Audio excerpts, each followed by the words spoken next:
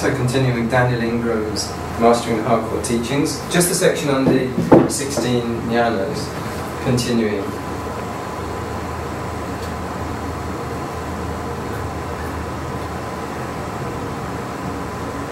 So, I'll just repeat the last bit a bit. Some others who had it happen in an apparently random context, as awakening of the ANR, usually had no idea what it was or what it had done to them, but must have realized that something was different, and nearly all remember it with an uncanny clarity, as somehow standing out from ordinary experience.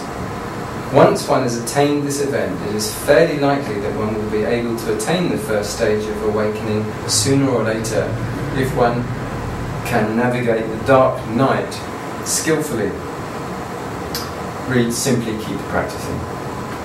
Thus, a good first goal in insight meditation is to cross the A and P event at one's earliest possible convenience, with caveats given later in the section on the dark night. The A and P event can happen in three basic ways corresponding to the three characteristics, just as can the entrance to insight stage 15, fruition. And the two are easily confused for this and other reasons. There is great variation in the specifics of what we are seeing and feeling when we cross this profound and intense event, but certain aspects of these events will be common to all practitioners.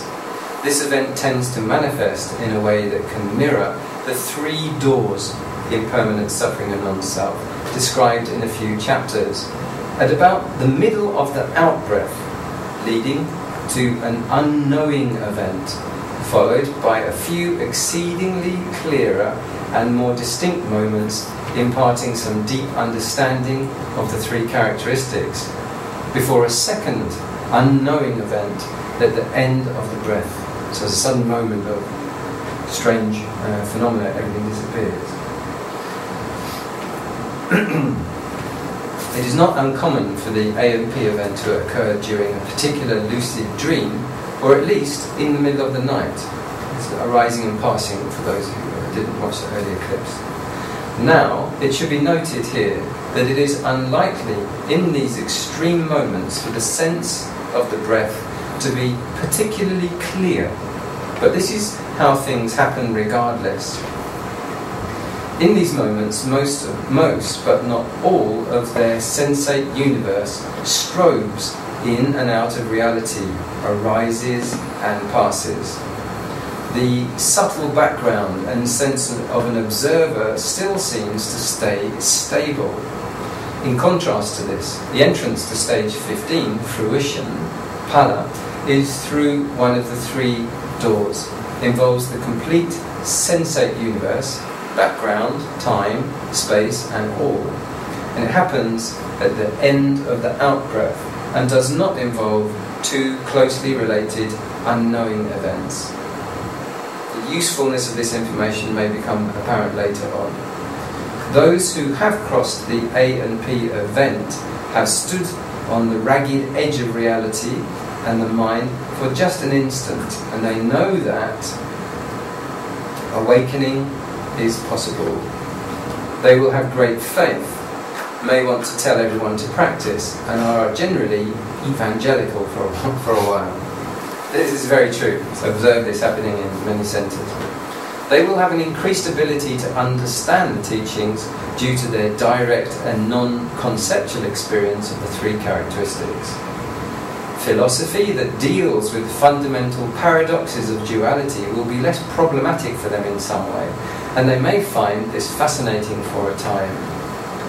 Those with a strong philosophical bent will find that they can now philosophize rings around those who have not attained to this stage of insight. They may also incorrectly think that they are enlightened, as to what they have seen was completely spectacular and profound.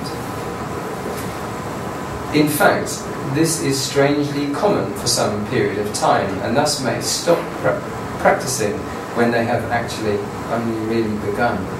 This is a common time for people to write inspired Dharma books, poetry, spiritual songs and that sort of thing. This is also the time when people are more likely to join monasteries or go on great spiritual quests.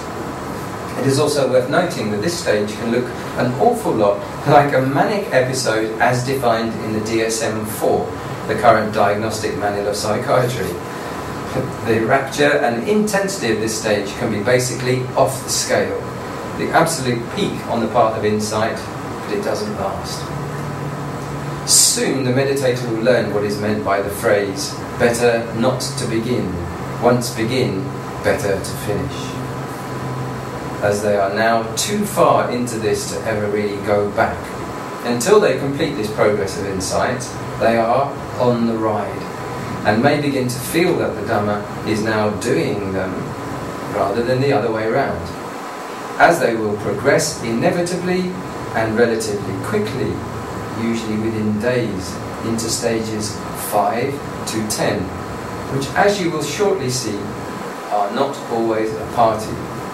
The rapture and all the bells and whistles die down quickly, and the meditator may even be left raw as if hungover after a night of wild partying. That clarity fades somewhat, and the endings of objects become predominant as they progress to knowledge of dissolution, the entrance to the dark night. Okay. Just pause there before going on to the fifth of the jnanas, Vangayana, dissolution.